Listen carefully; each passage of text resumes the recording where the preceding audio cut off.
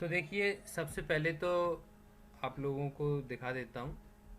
अपना रिजल्ट आया है, तो उसमें जो थर्ड वाला है उसमें अपन को सबसे आगे रखना है।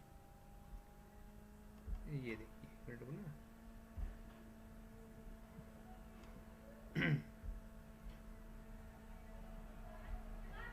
ये नज़र आ रहा है कि नहीं रिजल्ट अपना? अरे यस सेकंड सर। अभी नज़र नहीं आ रहा? हुआ क्या आ रहा सर? रिजल्ट कि नहीं नज़र? अब नहीं दिख रहा सर, पहले सर दिख रहा अब था। नहीं आ रहा। अच्छा। बीच में अब आया अब था। देखिए, अब देखो। आया आया। अब आया सर। हाँ, चलिए देखिए। तो देखो, अपन लोगों सर को। ये सेशन रिकॉर्ड होगा क्या? जी। सर ये सेशन रिकॉर्ड होगा क्या? हाँ, ये सेशन रिकॉर्ड ये होगा। सेशन रिकॉर्ड होगा सर? रिकॉर्ड होगा, हाँ रिकॉर्ड मतलब होगा। ऐप पे मिल जाएगा ना सर? मिल जाएगा, मिल जाएगा। जी देखिए, थैंक यू। देखिए सबसे पहले ये रिजल्ट है अपना। और रिजल्ट के बाद ये वाला पेज, ये पेज बड़ा इम्पोर्टेंट है। इस पेज में आपको एक एक चीज़ मैं समझा देता हूँ कि कौन सी चीज़ क्या होती है, फिर अपन लोग फॉर्मेट पे भी डिस्कशन करेंगे। ठीक है। तो सबसे पहले तो देखो, ये तो आपको समझ में आ ही गया होगा कि परीक्षा के लिए भरे गए ऑनलाइन आवेदन पत्र की छाया प्रति, यानी कि आपने जो ऑनलाइन आवेदन भरा था उसकी फ़ोटो कॉपी, तो आपको आसानी से या तो आपके पास रखी होगी, नहीं तो आप एमपी पीएससी की वेबसाइट से भी निकाल सकते हो। वैसे तो सब लोगों ने रख रखी होगी। देखो, ये चीज़ भी समझ लो कि जैसे मान लो अपन लोग यहाँ पे पृष्ठ क्रमांक है, तो यहाँ पे अपन लोग क्या करेंगे, जैसे ये जो छायाप्रति रहेगी, ये शायद 2 पेज की होगी या 3 पेज की होगी, जब आपको भैया ने दी होगी, जो जहाँ पे आपने एमपी ऑनलाइन से या कहीं से भी फॉर्म भरा होगा। तो मान लो जैसे अपन लगा रहे हैं कि सेकंड से लेके थर्ड फोर्थ तक अपना ये वाला ये छायाप्रति अपनी लग रही है, तो अपन क्या करेंगे, यहाँ से 02 से लेके 05 तक ऐसे भरेंगे। और वहाँ पे कितने पेज हैं टोटल, तो वो 3 पेज हैं, तो अपन लोग यहाँ पे 3 लिख देंगे, टोटल 3 पेज ऐसे बनना है। फिर मान लो चौथे नंबर पर अपन को प्रवेश पत्र की छाया प्रति लगा रहे हैं, तो अपन यहाँ पे क्या लिखेंगे, 04 से लेके 04, और यहाँ पे क्या लिख देंगे, 1 लिख देंगे, क्योंकि एक वो है ना, इसीलिए तो 1 लिख देंगे। फिर उसके बाद अपन क्या करेंगे, उपस्थिति पत्रक लगाएंगे। इसमें क्या लिख करना है अपन को, एक मूल प्रति, मतलब उसकी मूल प्रति लगानी है। तो चलो अपन लोग उपस्थिति पत्रक को देख लेते हैं, है ना। तो जैसे हम जाएंगे वेबसाइट पे, तो अभी आपको वेबसाइट नज़र आ गई कि नहीं सब लोगों को? Yes sir. अब वेबसाइट पे ये डाउनलोड फॉर्मेट्स लिखा है, इस पर अपन लोग क्लिक करेंगे। और जैसे ही वेबसाइट पर क्लिक करेंगे तो ये डाउनलोड फॉर्मेट्स में सारी चीज़ें आ गई हैं। अब अपन को सबसे पहला क्या लिखा था वहाँ पर, अपन ने देखा था का सबसे पहला क्या था, उपस्थिति पत्रक। तो उपस्थिति पत्रक कौन सा होगा बताओ, इनमें से सबसे ऊपर लिखा है वही तो होगा ना, अटेंडेंस फॉर्मेट।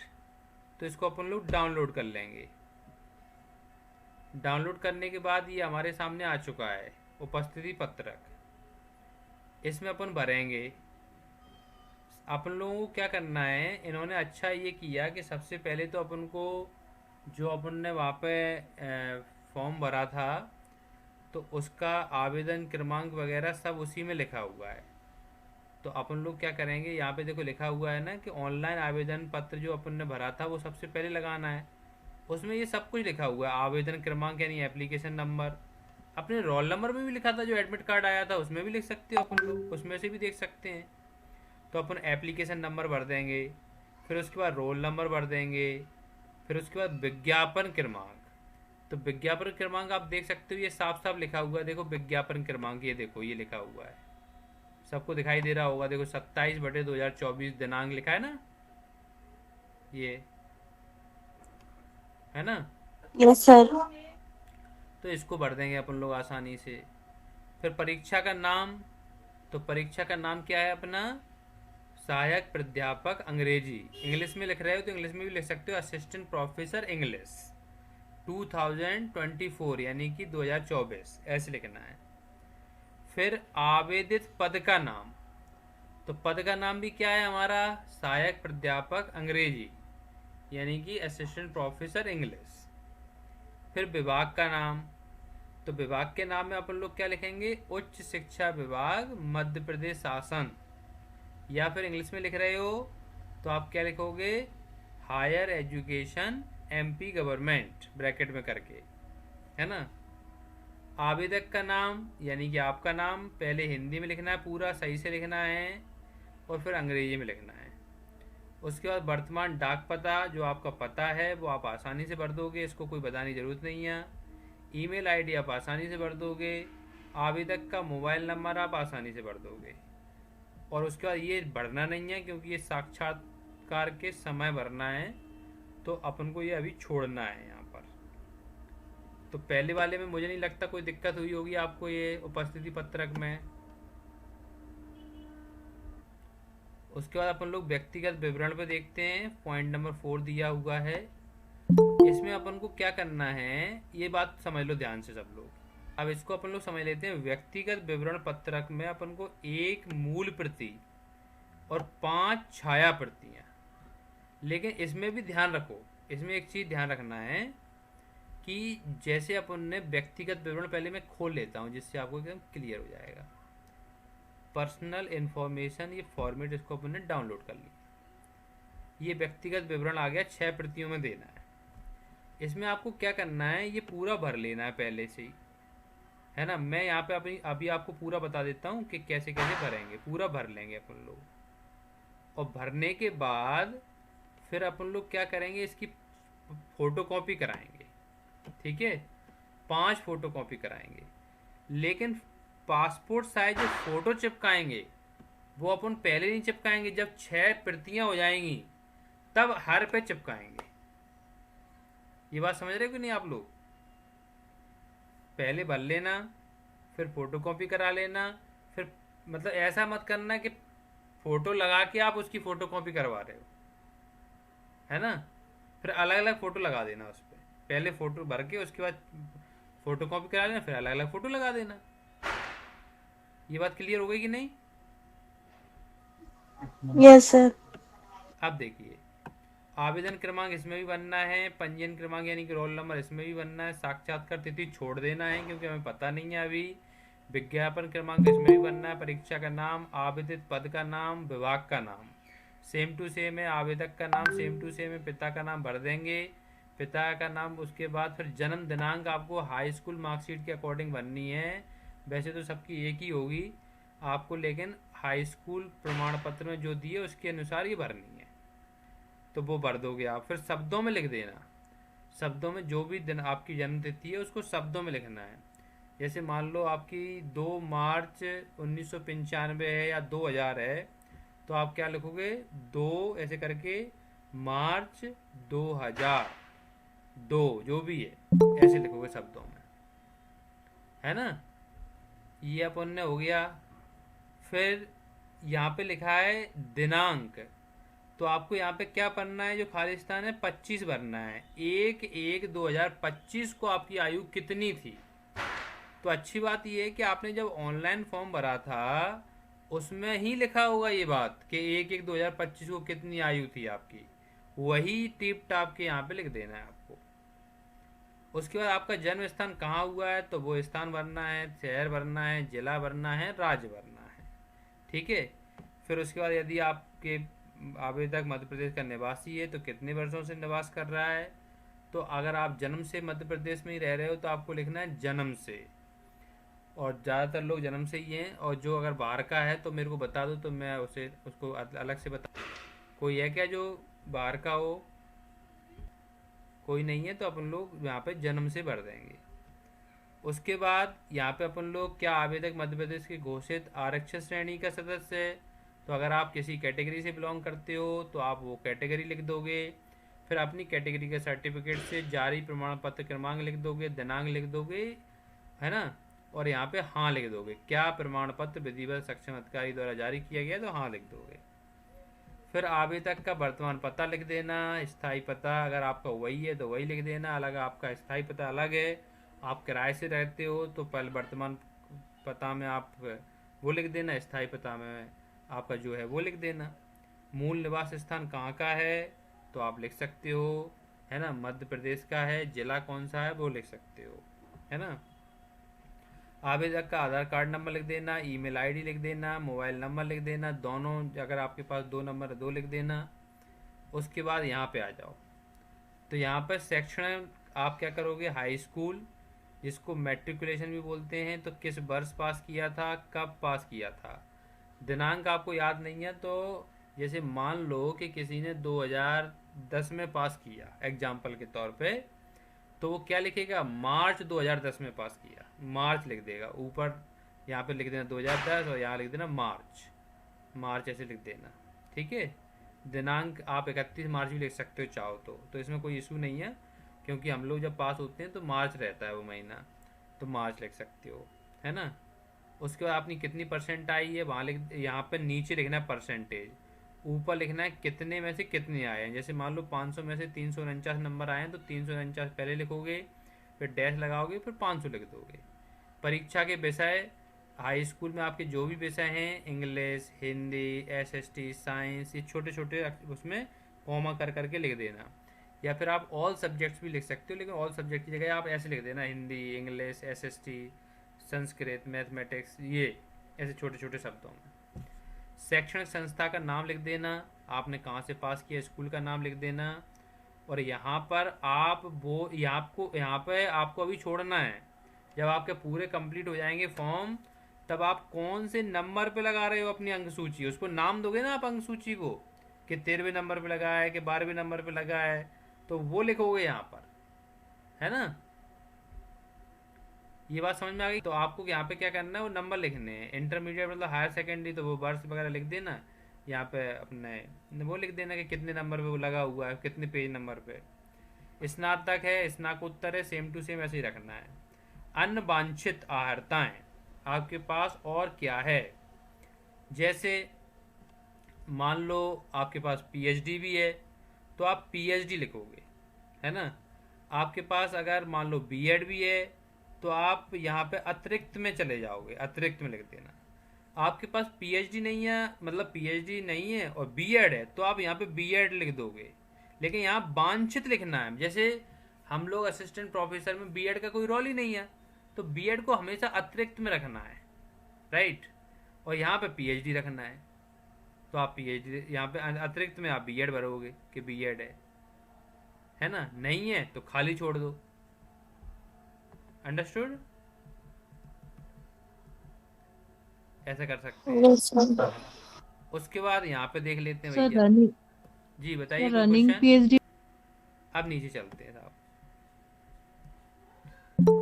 अब यहाँ पे स्थिति का, तो विज्ञापन अनुसार वांछित अनुभव यदि मांगा गया है तो उसका विवरण यहाँ अंकित करें। तो अगर आप अतिथि हो तो जरूर भरें, है ना। और अगर आप सेवारत हो तो नीचे भरें, है ना, क्योंकि यहाँ पे तो कब से कब तक मांगा गया है। सर सेट किस में लिखना है? नहीं, ये सेट आप हो, नेट भी हो क्या, ये बताओ पहले।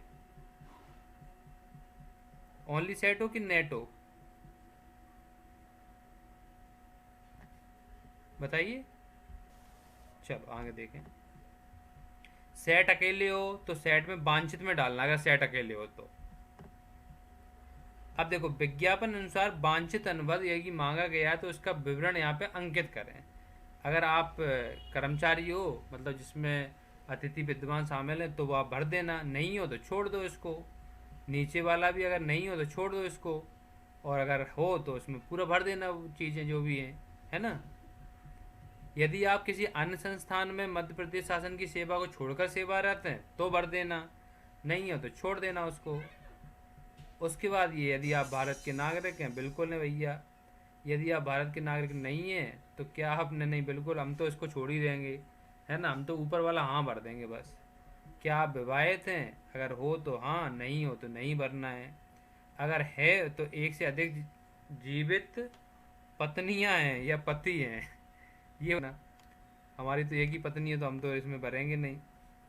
उसके बाद अगर आप दिव्यांग श्रेणी है तो दिव्यांगता को भर देना।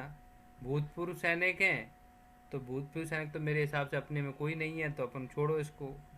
यदि नियोजित खेलकूद में क्या आपने राज्य विश्वविद्यालय महाविद्यालय में प्रतिनिधित्व किया है? यदि किया है तो विवरण तथा प्रमाण पत्र संकलन करना है आपको, है ना, और नाम लिखना है। एनसीसी में भाग लिया तो उसको लिखना है। और क्या आपको कभी शासकीय तथा अन्य सेवा से बर्खास्त किया गया है? बिल्कुल मना कर देना, नहीं कर देना, है ना। क्या आपको संघ तथा अथवा राज्य लोक सेवा आयोग द्वारा किसी परीक्षा से वंचित किया गया है? बिल्कुल नहीं, है ना, विवरण ही नहीं देना है। और ये भी आपको नहीं भरना है, क्या आप माननीय उच्च न्यायालय के निर्णय के तहत परीक्षा साक्षात्कार में सम्मिलित हुए हैं? नहीं भरना है। और कोई विशेष जानकारी जो चयन में सहायक हो, जैसे अभिरुचि, प्रकाशनों आदि से संबंध देना चाहें। आपने रिसर्च पेपर अगर पब्लिश किया है, कोई बुक लिखी है, कुछ अगर वो देना चाहें अन्य, तो आप वो लिख सकते हो। और ये पूरा आपका घोषणा पत्र है। इसमें कोई प्रॉब्लम बताओ पूरे फॉर्म में? चलिए साहब, उसके बाद अपन लोग देखते हैं। देखो, ये हमारा सर व्यक्तिगत, घोषणा घोषणा पत्र भर के फोटो कॉपी करवाना है। ये हो गया आपका 4th पॉइंट तक। यहाँ तक हमने डिस्कस कर लिया। उसके बाद अनुप्रमाण फॉर्म इतनी भयंकर इंग्लिश वो है। देखिए साहब, अपन चलते हैं अब सीधे अपनी वेबसाइट पर, और यहाँ पे ये रहा, इसको डाउनलोड कर लेते हैं। अब आप लोग सर देख, हॉबी जी देखिए, हाँ सर बताइए हॉबी बताइए। एक देना उचित रहेगा या फिर 2 देना, मतलब एक से ज्यादा देना? देखो, नेक्स्ट हमारा है अनुप्रमाणन फॉर्म। इसको 3 मूल प्रति में ले जाना है। इसमें मूल प्रति मतलब कोई फोटोकॉपी नहीं। 3 फॉर्म निकालना है, प्रिंट आउट, और तीनों को आपको भरना है ना। मतलब जो पहला भरा है उसी को टिप देना दूसरे वाले में भी। तो इसको देख लेते हैं साहब, अनुप्रमाणन को जरा, ये क्या कह रहा है। इसमें भी वही आवेदन क्रमांक, रोल नंबर, परीक्षा का नाम, पद का नाम, और पासपोर्ट फोटो और साइन तो है ही।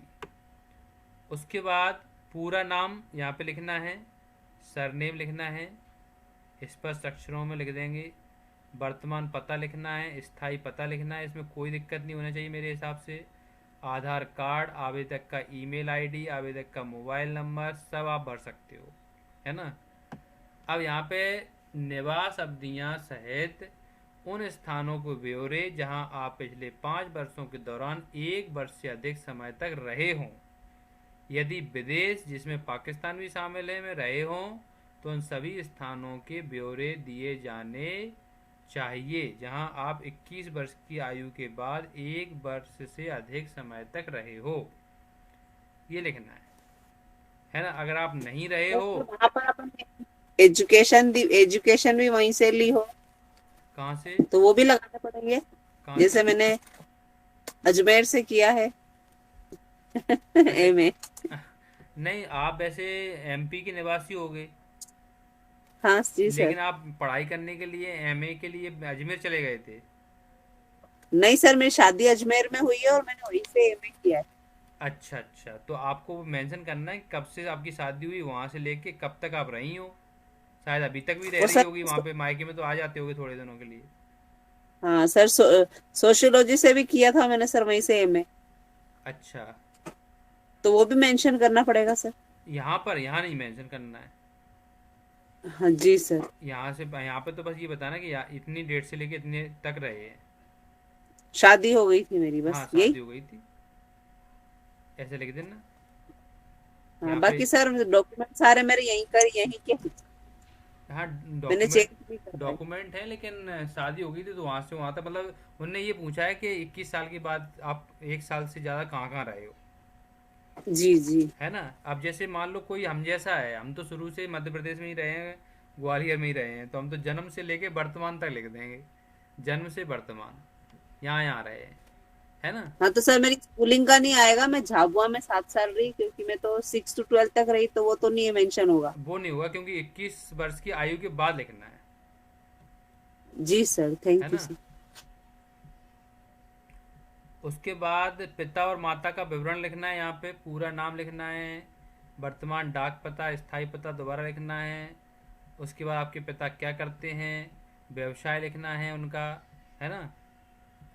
और यदि किसी सेवा में हो तो उनका पदनाम वगैरह ये बताना है, और राष्ट्रीयता बतानी है ना।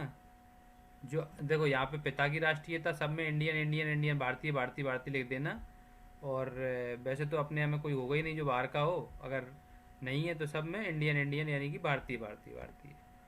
आवेदक की जन्म तारीख दोबारा लिखना है, वर्तमान आयु लिखना है। ये वर्तमान आयु जब आप फॉर्म भर रहे हो तब लिखना है। जैसे आप आज भर रहे हो 5 तारीख, तो 5 तारीख तक लिख देना कितनी हो गई है आपकी। मैट्रिक परीक्षा उत्तीर्ण करने के समय आपकी आयु कितनी थी, मैट्रिक का मतलब क्लास 10th होता है, तब आप कितने आयु के थे वो लिख देना। आवेदक का जन्म स्थान, जिला, राज्य जो है जिसमें वह स्थित हो तो वो लिख देना है, वो तो अपन ये पढ़ चुके हैं। धर्म लिख देना है ना। और उसके बाद ये आपको अपनी कैटेगरी लिख देना है, जाति का नाम, श्रेणी का नाम वो लिख देना है ना। यहाँ पर सेक्शन अर्थाएँ में वर्ष सहित उन स्थानों के नाम दीजिए जहाँ आपने शालाओं और महाविद्यालयों में 15 वर्ष की आयु से अध्ययन किया हो। यहाँ पे लिखना है आपको। आप अभी क्वेश्चन पूछ रही थी ना प्रीति जी, जी सर। यहाँ लिखना है आपको कहाँ पे कहाँ क्या किया था, है ना, पूरा बताना है। शाला महाविद्यालय के नाम वगैरह यहाँ लिखना है। जैसे आप लिख दोगे ना कि कोई भी नाम है महाविद्यालय अजमेर, वो लिखना है यहाँ पर, है ना। प्रवेश की तारीख, छोड़ने की तारीख, वो यहाँ पे लिखना है। सर वो पिछले वाले में तो केवल 5 साल का विवरण देना है, पिछले 5 साल से अपन कहाँ कार्य रहे। 21 वाले में हाँ। पिछले 5 वर्ष के दौरान 1 वर्ष से अधिक समय तक रहे हो।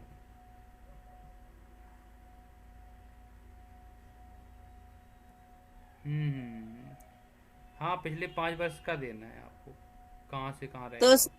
तो सोशियोलॉजी का फर्स्ट और सेकंड ईयर का रिजल्ट वगैरह तो ऐड करना पड़ेगा इसमें। इसमें ऐड मत करना, यहाँ पे तो बस बता देना यहाँ यहाँ रहे हैं, हम अजमेर में रहे हैं, वो बता देना बस ओनली, जी सर। है ना। उसके बाद ये हो गया पूरा, ठीक है। यदि आप नियोजित रहे हों तो तत्संबंधी ब्यौरे दीजिए, ये पूरी जानकारी दे सकते हो अगर आपने कहीं किया है तो। क्या पिछली सेवा किन्हीं नियमों के अधीन 1 महीने का नोटिस देकर यदि सेवा छोड़ी गई थी तो क्या आपके विरुद्ध कोई अनुशासन कार्रवाई की गई थी, ये लिखना है पूरा। जैसे अगर आपने नहीं किया तो नहीं लिख देना, बस खत्म।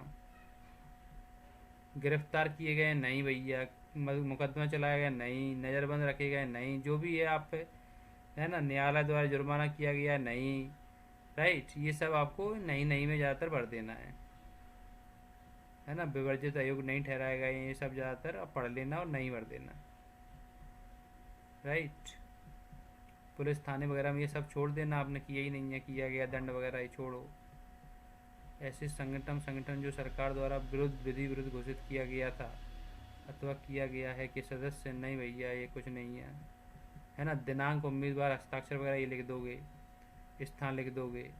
आपके मोहल्ले के ऐसे 2 उत्तरदायी व्यक्तियों जो निर्देशियों, रेफरियों के नाम जो आपको जानते हो तो उनके नाम लिख देना, उनके मोबाइल नंबर लिख देना, ज़्यादा है तो अपने दोस्तों को लिख देना जिनको जानते हो बगल में, पड़ोसियों को। ऐसे मत लिख देना, ये लिख देना।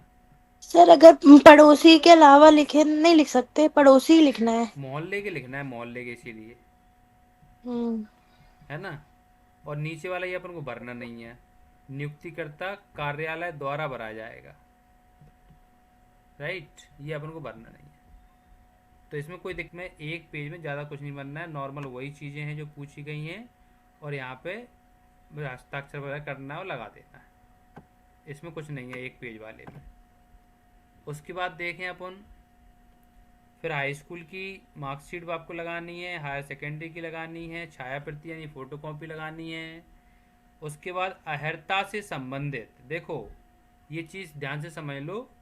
अहर्ता का मतलब वैसे तो यहाँ पर आपको उसका लगाना है एमए का, जो आपने एमए किया है, लेकिन मेरे हिसाब से हम लोग एमए और यूजी दोनों का लगा देंगे, यूजी पीजी दोनों का, है ना।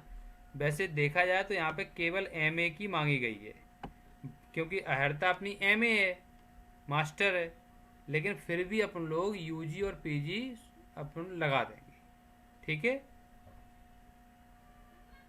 क्लियर ना। सर यूजी की फाइनल ईयर की लगा देंगे और पीजी की दोनों ईयर की लगा देंगे। हाँ, ऐसा कर देना अगर आपको लग रहा है। और नहीं तो क्या दिक्कत है, अपन अपना कौन सा मतलब वो जा रहा है, 6 पेज और लगा देंगे, 6 मार्कशीट सेमेस्टर वाइज, या फिर 3 होंगी, 3 मार्कशीट। हाँ वो तो 3 ही है, तो 3 साल की थी, 2 एक्स्ट्रा ही लगेगी और। हाँ तो लगा दो, क्या दिक्कत है, अपना क्या जा रहा है उसमें, कोई दिक्कत तो है नहीं है ना। तो मेरे हिसाब से लगा ही देना आप लोग, यूजी पीजी दोनों की लगा देना, और ग्रेजुएशन की वो भी लगा देना, डिग्री, है ना।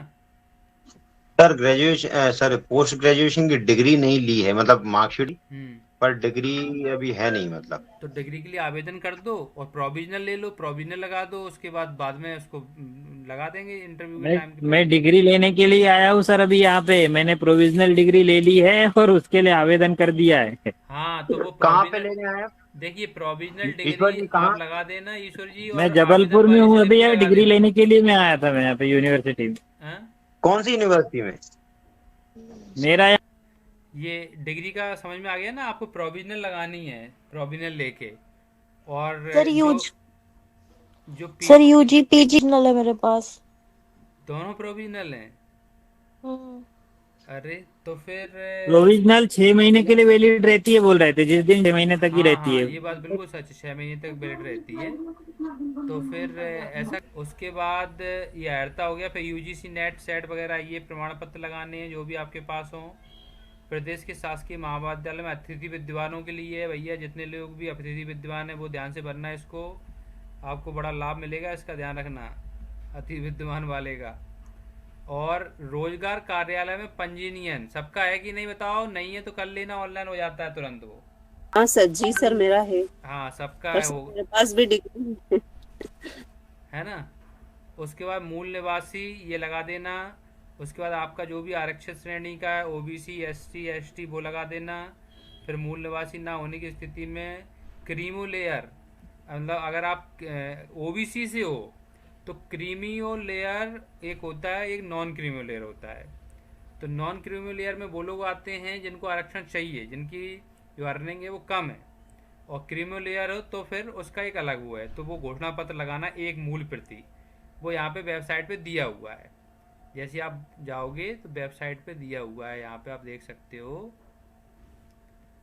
तो कहाँ है,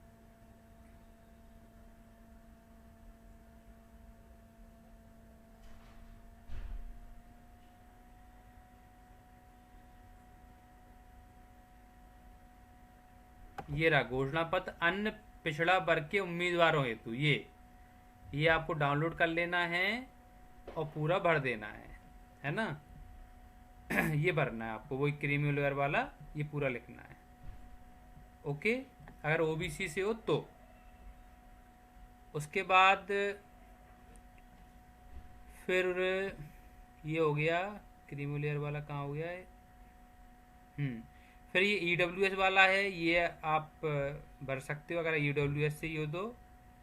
एंड इसकी जो आपकी वैलिडिटी है वो 10/4/2025 के पहले जारी हुआ हो, ये ध्यान रखना, ईडब्ल्यूएस सर्टिफिकेट, नहीं तो ये मान नहीं करेंगे। कब बनवाया था आपने प्रकृति? सर अभी रिन्यू हुआ है मेरा। उससे पहले भी बन चुका था ना ये 10/4/2025 वाला। हाँ सर। वो भी लगा देना ध्यान से, हैं पुराना वाला भी। सर एक्सक्यूज मी जी। सर, अगर डिग्री के लिए अप्लाई नहीं किया हो तो सर, क्योंकि मेरे पास है नहीं, दोनों ही नहीं है। अप्लाई करना बहुत जरूरी है, डिग्री चाहिए उन लोगों को। जी सर। अप्लाई करो ना। जी सर। अभी भले ही आप भेज देना, लेकिन बाद में तो चाहिए। ऑनलाइन भी हो रहा है तो। और अप्लाई करो ऑनलाइन, और उसकी रिसिप्ट लगा दो। राइट। चलिए, उसके बाद महिला अभ्यर्थी हेतु विवाहोपरांत उपनाम परिवर्तन की स्थिति में शपथ पत्र देना है। अगर आपका नाम बदला हो तो शासकीय सेवक की स्थिति में आपको वो लेना है, एनओसी देना है, वो भी 10/4/2025 से पहले का। मध्य प्रदेश शासन की सेवा में सेवारत होने की स्थिति में शासकीय सेवक हेतु अभिवचन पत्र दिया हुआ है। अगर आप शासन की सेवा में हो, जैसे ईश्वर जी हैं, तो इनको भरना है, ये वाला है ना। अभ्यर्थी का स्वयं का पहचान पत्र आप भर ही दोगे। दिव्यांग अभ्यर्थी अगर हो नहीं है कोई अपन लोगों में से, न्यायालयीन प्रकरण किसी पे चल नहीं रहा है, और 87/13 में से अगर आप सभी लोग मेन लिस्ट में हो तो 87 वाला, और अगर आप प्रोविजनल लिस्ट में हो तो 13% वाला फॉर्मेट दिया हुआ है यहाँ पे साफ साफ। यहाँ पे आप देख सकते हो, ये देखो, ये लिखा है ना 87%, ये वाला, ये आपको भरना है ना। और उसके बाद आयोग की वेबसाइट पर ये हो गया। और अन्य कोई दस्तावेज अगर आपके पास अन्य कोई है, जैसे हो सकता है किसी के पास गेट का सर्टिफिकेट हो सकता है किसी के पास एनसीसी का सर्टिफिकेट हो, एनएसएस का सर्टिफिकेट हो, कुछ और एक्स्ट्रा हो, कभी किसी विक्रम अवार्ड वगैरह से नवाजे गए हो, तो वो पूरे दस्तावेज आपको लगाने।